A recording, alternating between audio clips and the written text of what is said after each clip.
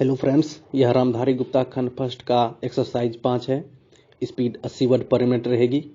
तो चलिए स्टार्ट करते हैं। स्टार्ट। उपाध्यक्ष महोदय, वित्त मंत्री को देश की आर्थिक स्थिति और निर्धनता के संबंध में जितनी जानकारी प्राप्त होती है उतनी किसी अन्य मंत्री को संभव नहीं होती।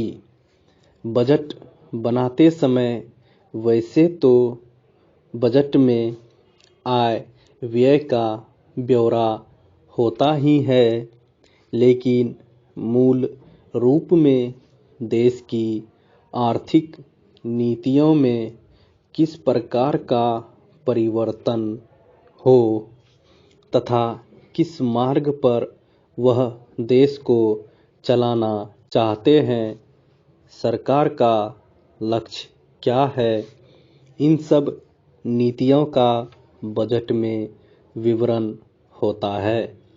हमारे वित्त मंत्री चाहे जिस पद पर भी रहे हों, चाहे वे मुख्यमंत्री रहे हों या केंद्रीय सरकार में रहे हों, उन्होंने शानदार काम किया। जिस समय उन्होंने बजट प्रस्तुत किया उस समय देश को और विशेष रूप से गरीबों को उनसे बहुत सी आशाएं थी। देश में लगभग 6 लाख गांव हैं।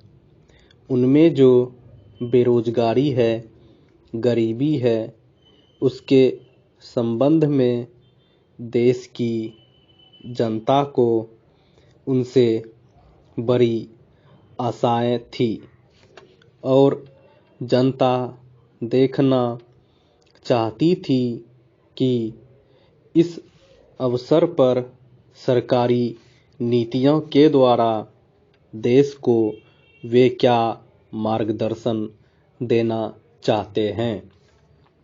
इस दृष्टि से 3 महत्वपूर्ण बातें इस समय देश के सामने थी।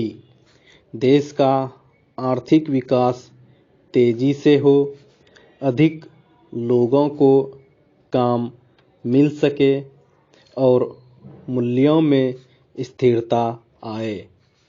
जहाँ तक इन 3 उद्देश्यों का संबंध है, हमने देखा कि उस ओर कुछ प्रयत्न हुए हैं। विशेष रूप से गरीबी हटाओ के संबंध में इस देश में जो चर्चा चल रही है, इस बजट में कुछ सीमा तक उसका उल्लेख मिलता है, क्योंकि जितने भी प्रत्यक्ष कर लगे हैं वे ज़्यादातर धनी लोगों पर और विशेष रूप से शहर के लोगों पर लगाए गए हैं। इस तरह से जो लोग एक प्रकार की आर्थिक असमानता हमारे देश में चल रही है, उसको दूर करने का प्रयत्न अवश्य किया गया है।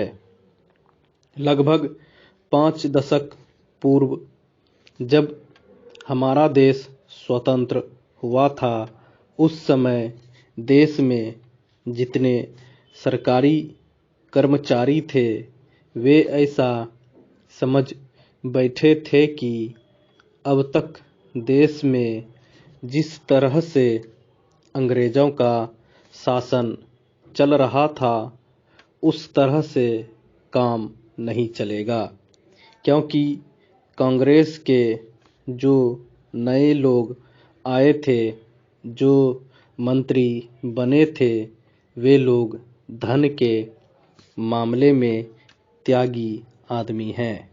धन से उनको मोह नहीं है, लेकिन बाद में उन्होंने देखा कि हमारे मंत्री लोग भी उसी तरह से शानदार जीवन पसंद करने लग गए जिस तरह से अंग्रेज करते थे। Stop. Please like share and subscribe करें।